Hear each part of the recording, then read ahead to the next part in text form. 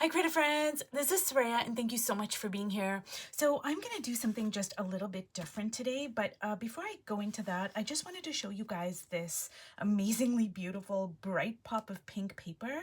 I actually took my own advice and I went to the dollar store and they have these poster boards and it's fairly large. I think it's like 24 by 30 and it's only $1.25. And it's not expensive paper, it's just very cheap paper, so your paints are not going to sink into the page. So it's kind of like the composition lined notebooks where the paints kind of float on top of the paper, which is fine, which I love. But more importantly, they have like so many beautiful colors. They have fluorescent pink, which is what I got. They have, I think, fluorescent yellow, orange, green, and then they just have other colors. They have black, which is, I think for me, black is the best learning tool in terms of how I can strengthen my visual language. I can strengthen my knowledge and use of colors, color palette, how color is relative. So you can just go there and buy a couple of sheets of papers, and then you can come home, cut them up, and you'll get like 6 or 8, depending on the size, of these little sheets that you can then experiment on, and you can even make a little journal or whatever. I just think it's such a great learning tool, and just remember, the more frustrated you get, the more of a learning curve. So, I expect to be frustrated when I'm working on these colored pieces of paper. But, even though this is just the first piece that I worked on, I got a lot of information about me and my visual language. Like, I love hot pink, but in small doses. Like, it was not as difficult for me to work on this piece of paper as it was for me to work on that like orange piece of paper, but it did become a struggle at some point because it was just too much. Like, so I realized, like, hey, if I'm working on, say, a bright red piece of paper, which I did in I think it was a children's book, Madame Butterfly, and there was a red piece of paper. So I have worked on like just the whole piece of paper is completely alizarin crimson blood red, and I love that. Like, I just, oh my god, like, it just inspires me. It doesn't frustrate me. But this did lead to a little bit of frustration, even though I learned a lot and I do like, some parts of what is going on. I'm probably gonna, work on it some more, but yeah, it just taught me a lot about my own working habits, etc. But anyways, you guys, so for this particular video, what I'm gonna do is I am just going to use colors that I love. I'm not going to, excuse me, excuse me, my allergies are acting up. It's springtime, so pardon me if I cough a lot during the video. I hope I don't. Anyways, what I was saying is that I am gonna throw out a lot of like, oh, this doesn't work, and oh, why am I doing this, and whatever. I'm just going to give myself permission to use what I love. And while I'm working, I'm just going to be talking a little bit about color and my personal experience and journey. Ooh, I love this red, you guys. Wait until I add some water here to activate it. Like, oh, look at that. Oh my goodness. Oh my goodness. Oof. Anyways, as I was saying, I'm going to talk a little bit about my personal journey of color and how I used to be actually really scared of using like really bold, bright colors. So I had a mental block, you guys, and this is where color gets so specific, so personal, so symbolic. It's got history to it. It's got weight. It's got gravitas. It's got, your personal story. And I will share a little bit about what I discovered in terms of why I was scared of using bright, bold colors. So I was born under apartheid in South Africa, and I'm Indian, of Indian descent. And ooh, now I love this. And, you might be wondering, well, what does that have to do with color and art and whatever? So it has a lot to do with it. Color is very personal, and it's also very political as well. So, in under apartheid, there were like two veins of culture, if you will, that were in charge of everything. So there was the British and there was the Afrikaner, both European, but very different, distinct. And, there's a sizable Indian population in South Africa, but because of apartheid, we did not have, political power, etc. But around this same time, that apartheid was instituted, and even probably before that, I don't know the exact history, but like in Europe, there was a very distinct color palette that lent itself to being of a higher class of people, like the aristocrats, for instance. So if you look at, say, France, for instance, even the British, it's, these European society has a strong hierarchy. In terms of education, in terms of class, and there are the peasants. Even Van Gogh, he came from what you would call a peasant class of people. His one of his first paintings was the potato eaters. A lot of his early paintings, he talked about, it was depicted from the viewpoint of peasants. And when he first started painting his ridiculously gorgeous, delicious colors, he got like a lot of not only criticism, but death threats. I know it's really odd, but, because it was looked upon as an affront to the class of painters that were continuing and propagating the idea of what it meant to have class. So let me just explain. So say, I'll take Italy for example. So all the painters that, say, in the 15th, 16th, 17th century, so Leonardo da Vinci, Michelangelo, and then we go on to even into the 15th, 16th, 17th centuries. Art was considered, it was a vehicle for the church to promote its values. And not only the church, but also the upper class. So, when you look at all these portraits in the museums and stuff like that, you're going to see a very distinct style of art, and also what's depicted. They pretty much look the same, right?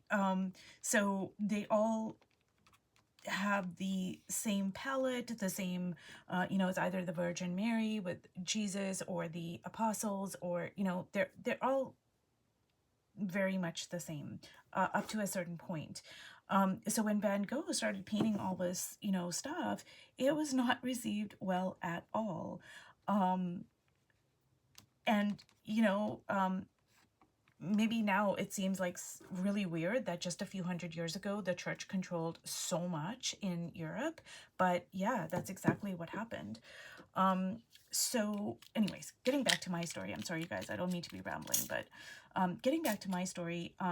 So anyways, in India, color is, of course, we have a different culture. We have different symbolism. It's not European. It's not based in European culture. So the things that, say that I might be drawn to, like this bold red gold, in India, that has such cultural significance and weight. It is not the same thing in Europe. In Europe, red has a lot of negative connotations. Red light district, for instance, it's associated with being tawdry, with being low class, with being this, with being that, and these things are instilled in you in a very subconscious way. Like, nobody sat me down when I was a kid and told me this, but because I grew up in South Africa, I was inundated with Dutch paintings. Everywhere you looked, there were replicas of Dutch painters like Rembrandt, Van Dyck, etc. They were on cookie tins. They were on calendars. I mean, you couldn't do anything or go anywhere without seeing Dutch culture. And I'm so grateful for that. That's not what I'm saying. But what I am saying is that a lot of the colors that are intrinsic to my culture, they were not mirrored in South African wider culture. So as a kid growing up, the bright colors were looked down upon in art, in people's homes, etc. Because classy was considered to be like, the French aesthetic, the British aesthetic, the Dutch aesthetic, the Italian aesthetic, which is all very muted colors. You can actually research this. You can go and look at, say, colors in 18th century Italy, 18th century France, etc. And all of those colors were considered to be very high class. So I had a huge block about using the colors that I love, that I wanted to use, because maybe, somewhere in my subconscious mind, yeah, there was this belief that, excuse me, I was instilled with, that said that these colors were unsophisticated, low class, this, that, and the other. So I had to unpack a lot of those beliefs. I had to first know that they were there, look at them with a fine-tooth comb, and that's how I overcame my fear of using bright colors. Now, I still do love the neutrals of Cézanne. I love them. I love them. I love them. I love the French aesthetic. I love those rich grays and those just luscious, delicious, smoky, like the charcoal. And I love all that. But I need it to be tempered with my bright colors. I don't like it if it was just that by itself. And I think that's one of the reasons why I really love Modigliani's work, is because it is so rooted in that kind of luscious, you know, the moody neutrals, right? But then he puts that like small pop of red, that small pop of like, not just any red, but this like little pop of this color here. And I just love it. I just love it, love it, love it, love it, right? But if you look at a lot of the Renaissance paintings, like, the Mona Lisa, for instance, it's a very, I mean, it's beautiful. I'm not arguing that point. I'm just saying it's a very neutral, it's a very neutral palette. He might have used a lot of colors to create it, but it is a neutralized palette. Well, when I visited a lot of the museums in Europe, a lot of those paintings from that period and even centuries thereafter were very, very neutral, which is nothing wrong with that. It's just for me and my color palette, my visual language, I like stronger colors. I still love the neutrals, but I need that pop. And I can also go full on, like all these bright colors, which, probably artistically speaking from a European sense, is probably like really garish, but I had to be like, hey, this is what I love, this is my aesthetic. So anyways, you guys, I've been rambling on here, but what my main point I hope to convey is that, when you look at your color choices, they are layered with your experiences, with your belief systems, with your culture. They are, they have symbolism. They have your soul print on them. in ways that you may not know. Like when I was scared of using colors, I did not know why.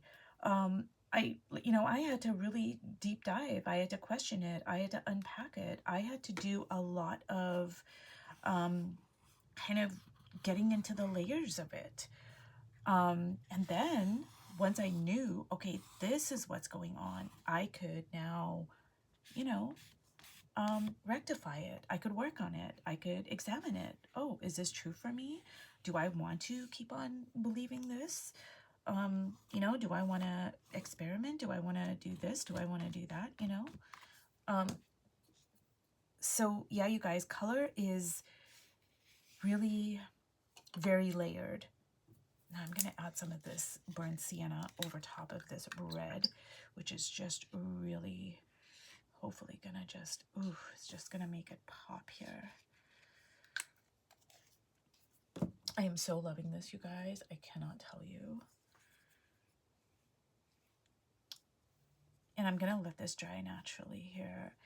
But sometimes we just need to just do what delights your soul, and just throw everything out the window. All the stuff you learned about color theory, all the stuff you, practice, and, oh, these colors don't go together. Like sometimes you just need to be like, you know what? I'm just going to do what delights my soul.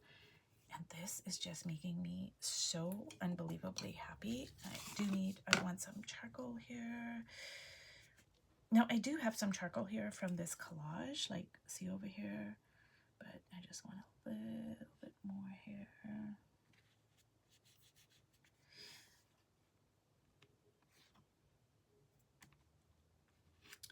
So you guys, I am going to go back to working on my colored papers, but I just wanted to kind of break things up by just making something I just love, I just love it. I love looking at it, and I'm going to work over top of this. I'm going to add more collage. I'm going to add more layers. I'm going to, do this, do that, whatever, but I'm going to let this dry. Anyways, you guys, thank you so much for watching, and I will see you in my next video. Bye.